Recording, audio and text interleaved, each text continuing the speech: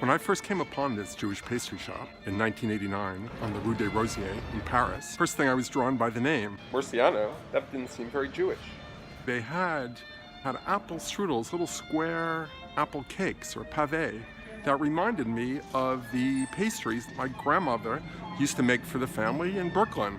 It's a strudel, but there's not really a strudel pastry or a layered pastry, so it's kind of a simplified cake. And I was really surprised to see this because I'd never seen it in New York or anywhere, just at my grandmother's apartment and here. And when I tasted the cake, it reminded me of being at my grandma's table in the kitchen. Little chunks of tart apple, yellow skin in the mix, raisins, and it was heaven.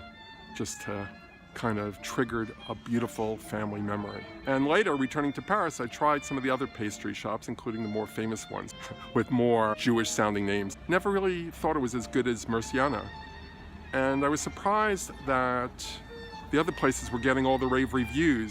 Murciano family here came to France from Murcia, a city and region in southeast Spain. They're Spanish Jews.